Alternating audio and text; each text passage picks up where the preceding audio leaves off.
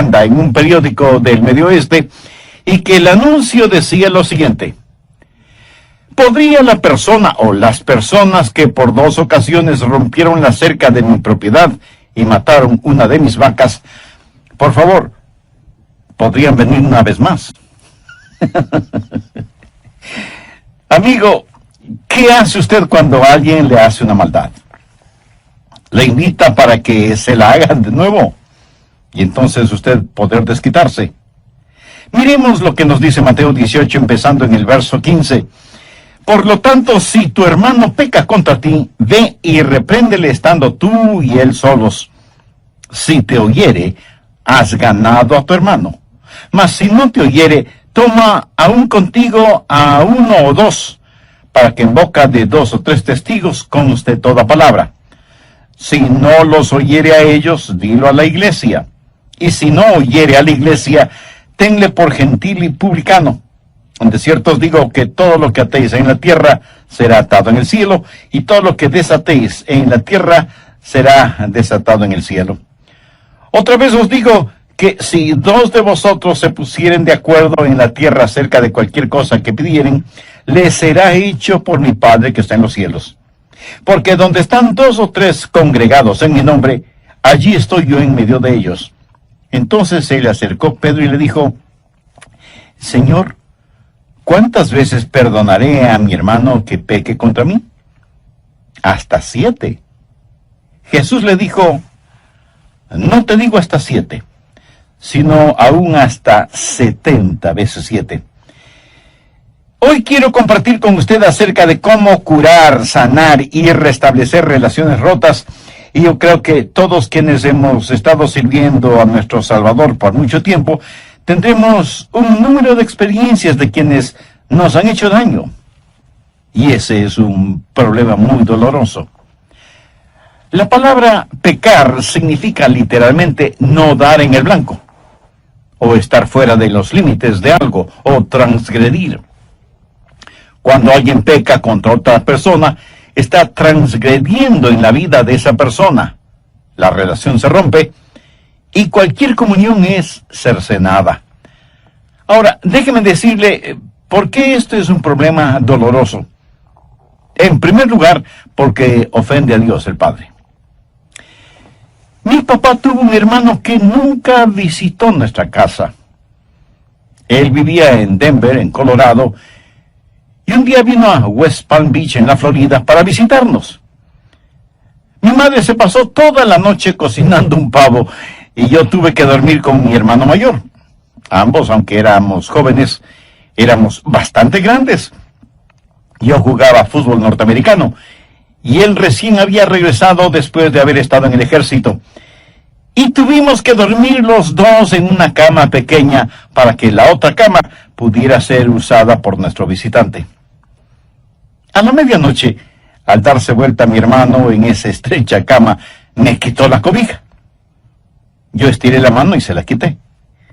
Él me golpeaba con su rodilla y yo le molestaba con mi codo. Y así nos pasamos casi toda la noche. Mamá, que como dije estaba preparando el pavo, al oír la bulla que hacíamos en el dormitorio, vino, abrió la puerta de nuestro cuarto, encendió la luz y ve que mi hermano tenía un ojo hinchado y que un hilito de sangre salía de su nariz. Ella me miró inmediatamente y señalándome con un cucharón grande y largo que tenía en su mano me dijo: mira lo que le has hecho a tu hermano. Y yo me defendí diciendo: pero mamá, él comenzó. Y ella, autoritativa, me dijo: cállate. Y con el cucharón me dio un fuerte golpe en el pecho, y otro golpe en la espalda, y otros golpes en los brazos, y si no me agacha a tiempo, me hubiera dado con el cucharón en la cabeza.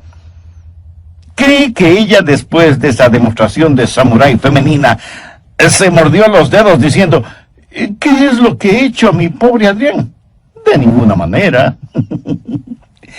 A la mañana siguiente, cuando nos reunimos para desayunar, mi hermano tenía una toalla cubriendo su cabeza y en mi brazo se podía todavía ver la huella del cucharón.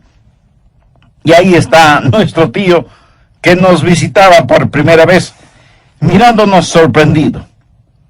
Mi papá estaba realmente muy molesto y mi madre humillada. Y nosotros dos avergonzados. Y como dice el dicho en relación con los perros derrotados, nos sentíamos con el rabo entre las piernas, más bien entre las patas. Y me pregunto si en el cielo no se avergonzará sobre la forma en que algunos de los hijos de Dios se comportan. Quiero decir, creo que avergonzamos a Dios el Padre cuando no nos llevamos bien entre hermanos y hermanas. Y no estoy hablando de relación sanguínea. Eso deshonra al Padre, pero también desanima a los creyentes. No hay nada peor que estar en una iglesia donde no existe armonía. Y no existe nada más dulce y atractivo que estar en una iglesia en donde la armonía es evidente entre todos. El Salmo 133:1 dice: mirad cuán bueno y cuán delicioso es habitar los hermanos juntos en armonía. El Señor Jesús en el capítulo 17, verso 21 de Juan dice: para que todos sean uno como tú, oh Padre, en mí y yo en ti, que también ellos sean uno en nosotros, para que el mundo crea que tú me enviaste. ¿Se había percatado usted que la unidad entre los creyentes es una forma de evangelizar silenciosamente? Pero no solo que pleitos, contiendas y desunión deshonran al Padre y desaniman a los creyentes, sino que eso deleita a nuestro enemigo. Satanás ama realmente el ver que hermanos y hermanas en la fe no se llevan bien. La causa de Cristo sufre más por la falta de armonía y unidad en las iglesias que por las falsas doctrinas. Ahora, si usted quiere resolver ese problema, necesita tener la perspectiva apropiada. Mateo 18:15 dice: por tanto, si tu hermano peca contra ti, ve y repréndele estando tú y él solos.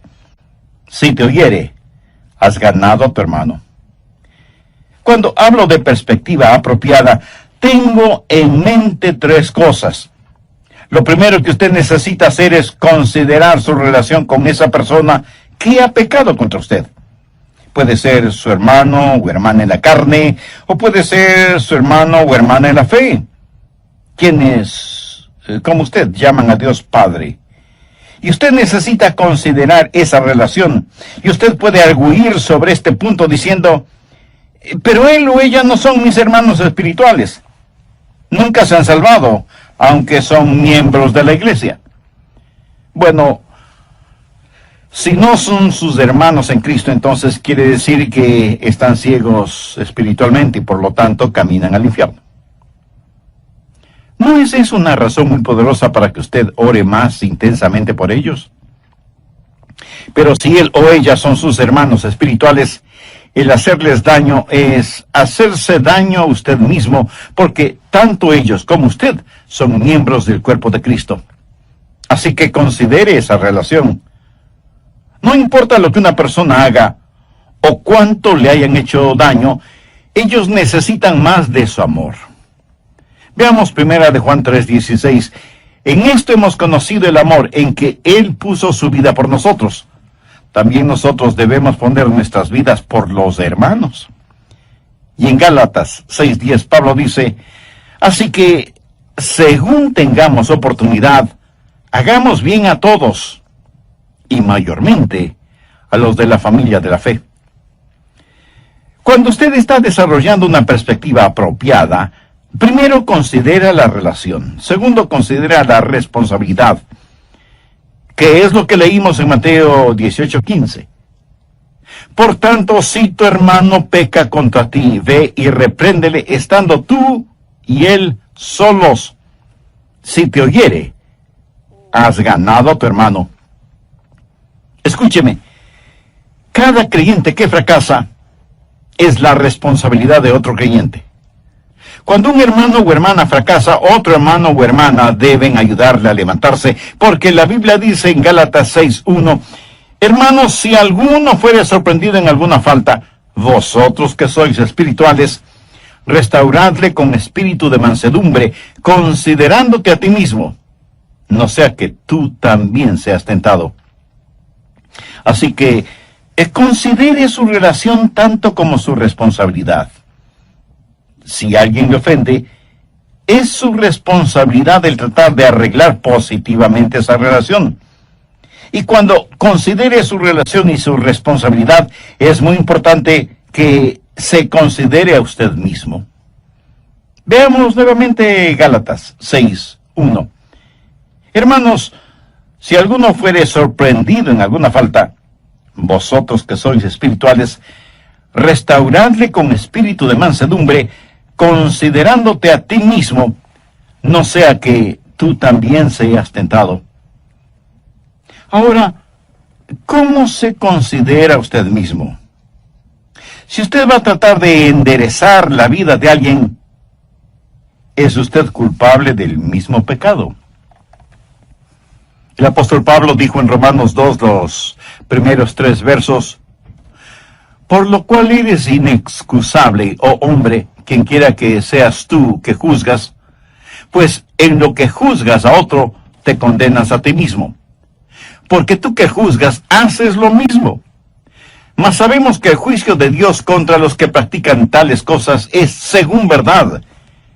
Y piensas esto, oh hombre, que tú que juzgas a los que tal hacen y haces lo mismo, que tú escaparás del juicio de Dios.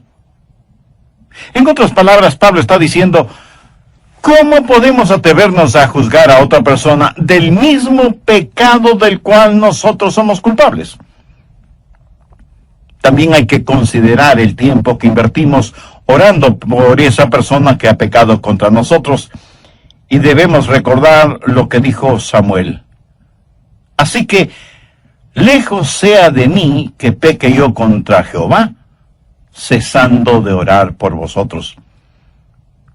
Y no solo que debemos orar por aquellos que han pecado contra nosotros, sino que debemos preguntarnos, ¿hemos sido nosotros mismos un buen ejemplo para ellos? Por favor, anote Hebreos 12:13. Y haced sendas derechas para vuestros pies, para que lo cojo no se salga del camino, sino que sea sanado. O sea que si su vida no es un buen ejemplo, la vida de alguien más puede ser eternamente afectada. Hasta aquí le he hablado acerca de la perspectiva. Ahora quiero hablarle acerca del procedimiento. ¿Qué hacer? ¿Cuál es el procedimiento si alguien peca de alguna forma contra usted? En primer lugar, usted va a ver a esa persona.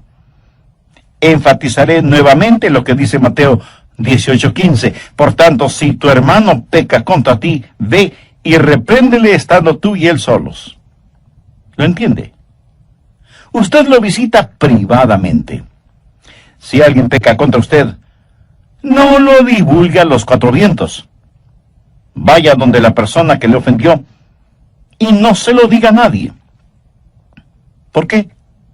Simplemente porque los demás podrían considerar lo suyo solo como un chisme. Mire lo que dice Proverbios 16:28. El hombre perverso levanta contienda, y el chismoso aparta a los mejores amigos. Y en Proverbios 25:9 leemos, trata tu causa con tu compañero, y no descubras el secreto a otro. Para ilustrar un poco más este punto, voy a usar nombres ficticios. Supongamos que Raúl ha pecado contra mí, o yo tengo la impresión de que él ha pecado contra mí. Así que yo voy a hablar con Raúl. Y no necesito decirle ni a Jaime, ni a Pedro, ni a nadie más que voy a hablar con Raúl. ¿Por qué? Porque bien pudiera ser que Raúl no pecó contra mí. A lo mejor yo pienso que lo hizo, y tal vez no estoy equivocado en mi manera de pensar, porque aunque no nos guste admitirlo, a veces podemos estar muy equivocados en cuanto a lo que pensamos que otras personas han hecho en contra de nosotros. A un pequeñito le invitaron a una fiesta de cumpleaños de uno de sus vecinitos. Su madre lo llevó y le advirtió al niño, mira Juanito, Le he pedido a la señora Pérez que si te portas mal, te mande de inmediato a casa, en donde tendré que castigarte, ¿me entiendes? Y el pequeñín contestó, sí, mami, te entiendo. No habían pasado ni 10 minutos cuando la señora Pérez trae a Juanito de regreso a casa, en donde su mamá, sin averiguar nada, le da unas cuantas y fuertes nalgadas a su hijito. Luego, disgustada, le pregunta, dime, ¿qué es lo que hiciste de malo para que te traigan de regreso a casa? Y Juanito, entre sollozos, responde, nada, mamá, solo que la fiesta de cumpleaños es mañana. A veces asumimos cosas que no son verdad. Y cuando confronto a una persona, a lo mejor me diga, no, Adrián, eso es lo que tú piensas. Pero déjame darte los hechos tal y como son. Así que cuando voy a hablar con Raúl, lo voy a hacer en forma privada y afectuosa. La prueba más grande de amor hacia un hermano es, ¿está usted listo a confrontarle si es que ha pecado contra usted? Mire lo que dicen los versos 5 y 6 de Proverbios 27. Mejor es reprensión manifiesta que amor oculto. Fieles son las heridas del que ama, pero inoportunos los besos del que aborrece. Ahora, cuando usted va a hablar con un hermano o una hermana, no va para regañarlos. La Biblia dice claramente en Mateo 18:15 que debemos ir a ganar a un hermano, no para condenarlo. El perdonar no es una virtud natural, es algo sobrenatural. Y si no es fácil perdonar a quienes nos hayan ofendido, aunque nos pidan perdón, imagínese lo sobrenatural que es el que usted le pida perdón a la persona que le ha ofendido o ha pecado contra usted. ¿Sabe que eso es exactamente lo que sucede entre Dios y los seres humanos? Nosotros hemos ofendido a Dios, hemos pecado contra Él. Y es Él quien no solo que nos perdona, sino que nos restaura para que tengamos amistad y comunión con Él. Y cuando tiene que disciplinarnos, lo hace con un corazón quebrantado, pero nos disciplina por nuestro propio bien. ¿Tiene usted a Jesús en su corazón? ¿Le ha recibido ya como su Salvador y Señor?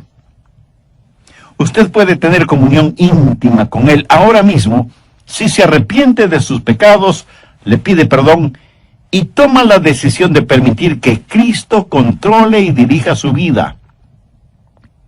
Agradézcale al Señor Jesucristo por lo que Él hizo a favor suyo en la cruz del Calvario y pídale que le ayude a vivir una vida digna de Él.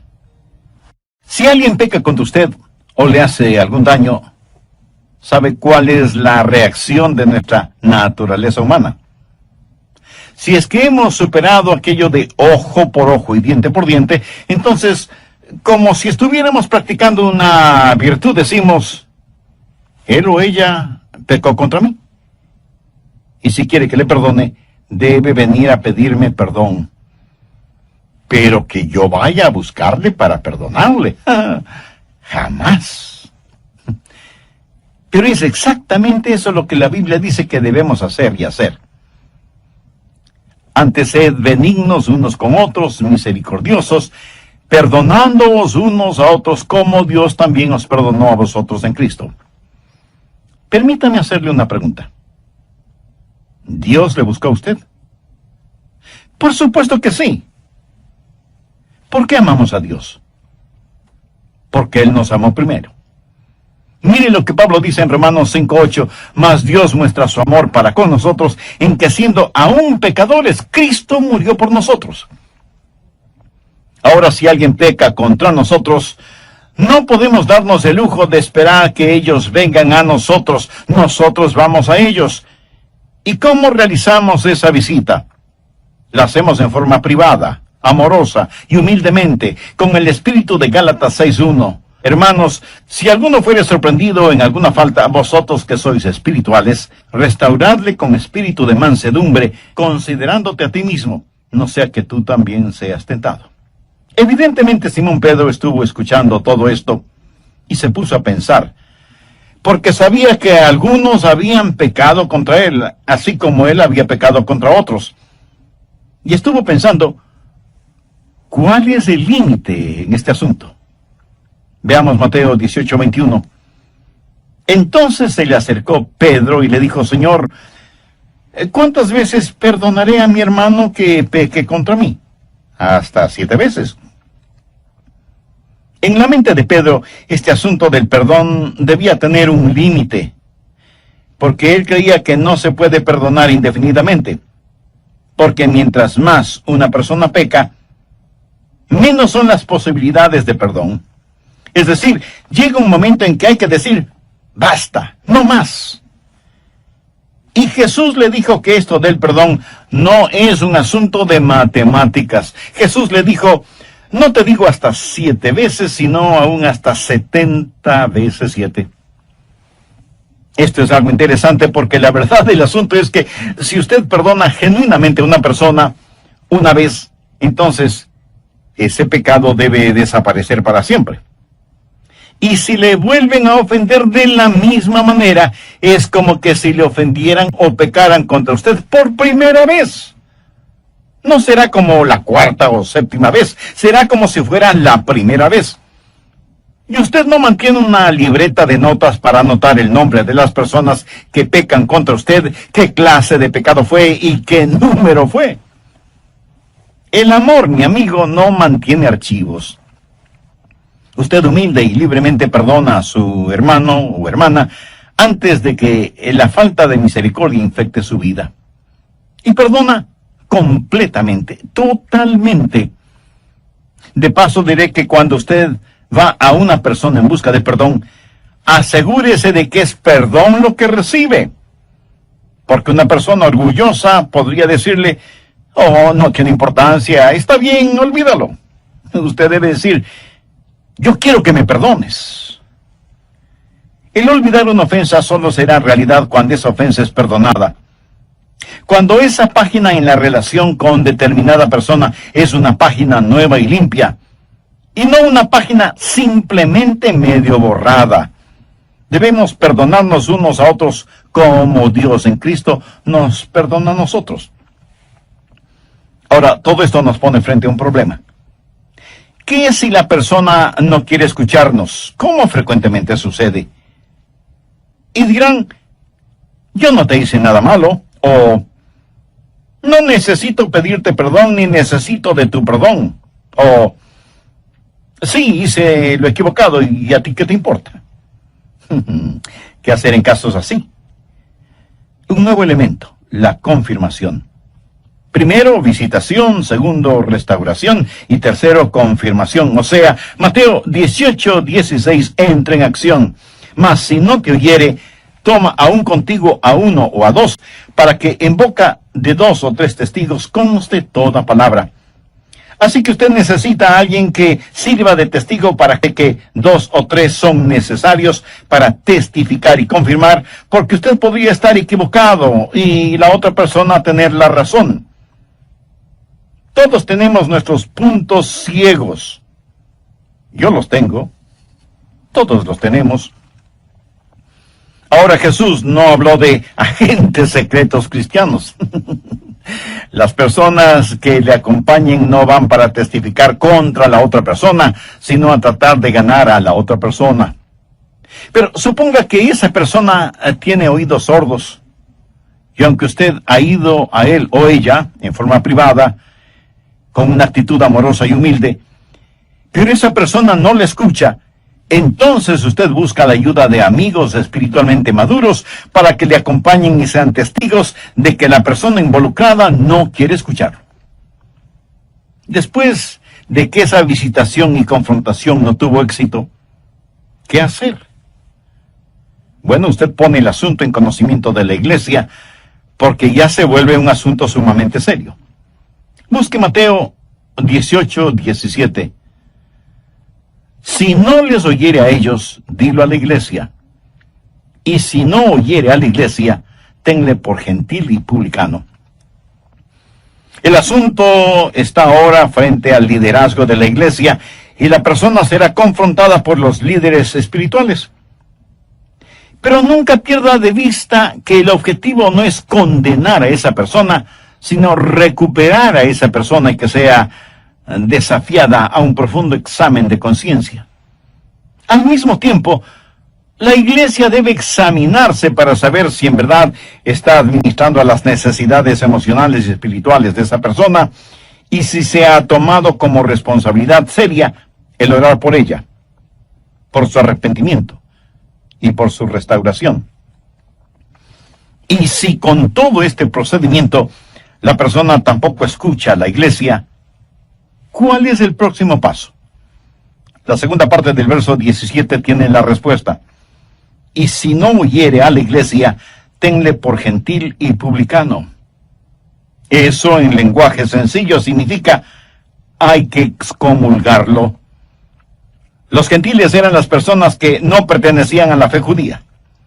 Los publicanos, sin embargo, eran los cobradores de los impuestos y se les consideraba completamente deshonestos. Ser llamado publicano era sinónimo de charlatanería, de estafa, de buscar únicamente ganancias personales. A esa persona que no quiere escuchar a nadie, es necesario decirle: usted no puede seguir viviendo de esa manera, trayendo deshonor al Padre, contención entre los hermanos y deleitando al enemigo, y sin embargo pretender estar en comunión con esta iglesia. Pablo, escribiendo a los tesalonicenses, les dice: si alguno no obedece a lo que decimos por medio de esta carta, a ese señaladlo y no os juntéis con él, para que se avergüence. Mas no lo tengáis por enemigo, sino amonestadle como hermano. No hay que seguir teniendo comunión con él y hacerle sentir como que aquí no ha pasado nada. Hay que llamarle la atención con amorosa solicitud. Hay que orar por él. Pero de ninguna manera se le puede permitir que siga deshonrando el nombre de Dios ni el testimonio cristiano de los demás. En la iglesia de Corinto hubo un hombre que tenía una relación incestuosa. De hecho, tenía relaciones sexuales con la mujer de su padre, o sea, su propia madrastra. Esa era una cosa horrible. Tanto que Pablo dijo que eso no se veía ni siquiera entre los paganos. Busque 1 Corintios 5:5, en donde el apóstol, en referencia con este asunto, dice: el tal se ha entregado a Satanás para destrucción de la carne, a fin de que el espíritu sea salvo en el día del Señor Jesús. Lo que eso significa es que Dios quita su manto de protección sobre esa persona que ha estado sirviendo más al diablo que a Dios, y debe ser separado de la comunión fraternal, no porque no le amemos, sino precisamente porque la amamos. Aquí se está hablando de la destrucción de la carne, o sea, del cuerpo físico, de la naturaleza carnal, para que la naturaleza espiritual pueda subsistir. Pablo también tuvo que enfrentar otra situación. Busque 1 Timoteo 1:20, de los cuales son Himeneo y Alejandro, a quienes entregué a Satanás, para que aprendan a no blasfemar. Estos dos hombres habían sido miembros de esa fraternidad, pero habían estado viviendo en el pecado de la blasfemia.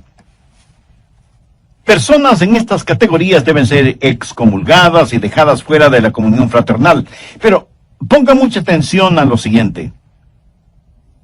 Esto debe ser hecho como último paso, como el último recurso, o sea, después que todos los demás pasos previos y bíblicos no han dado ningún resultado con esa o esas personas, hombres o mujeres.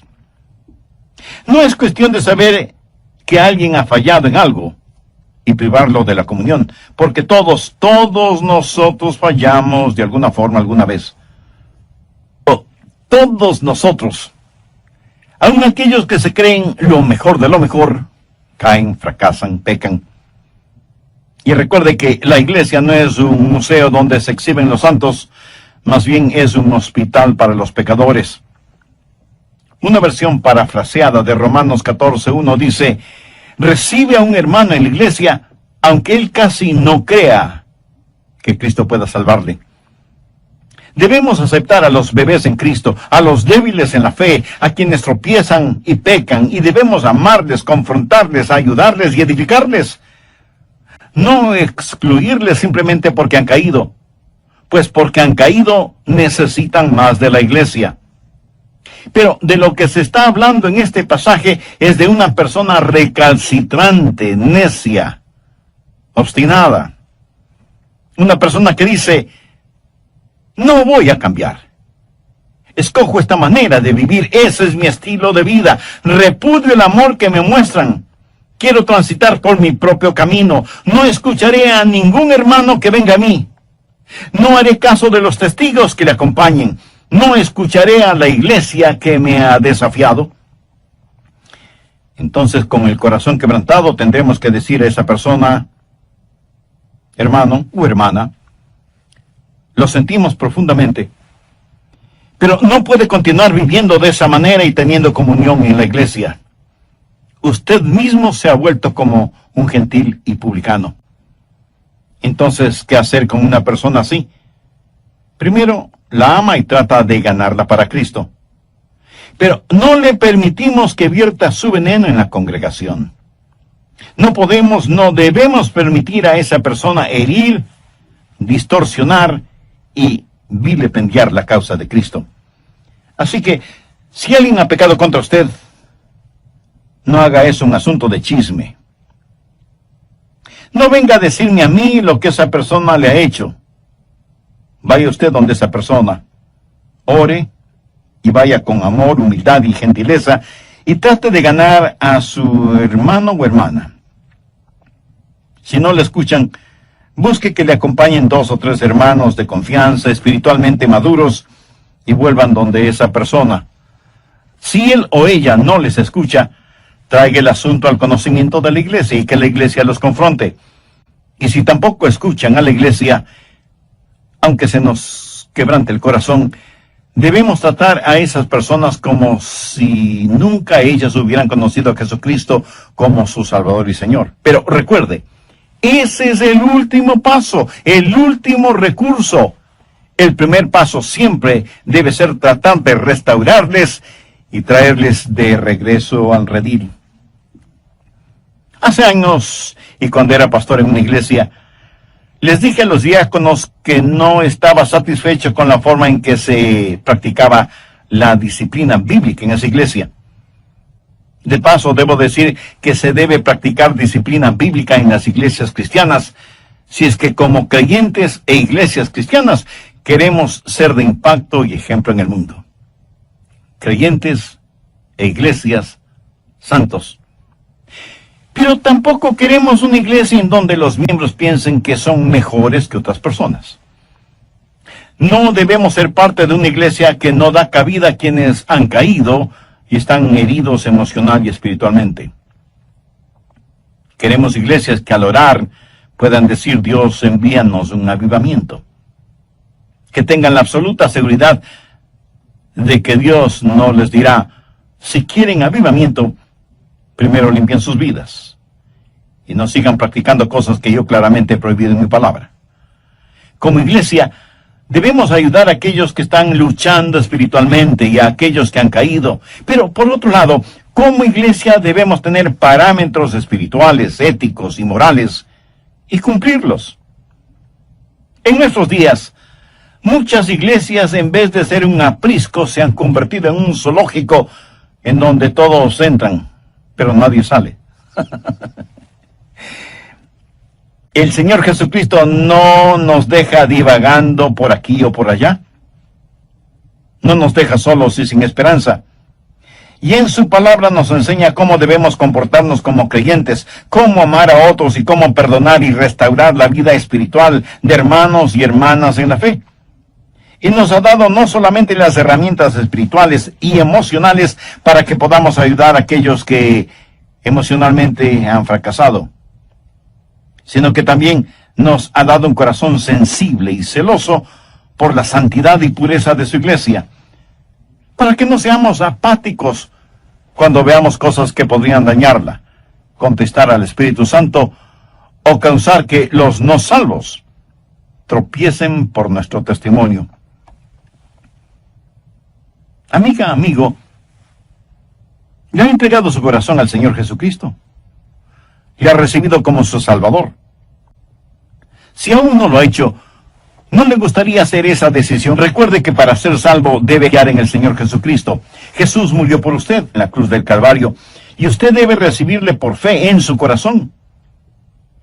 Si usted, quien quiera que sea o donde quiera que esté, y si esté escuchando este programa, ore una oración como la que yo voy a orar. Lo puede hacer en voz alta o en voz baja, pero diga esta oración con sinceridad en la intimidad de su ser. Recuerde, lo que voy a decir es solo una guía.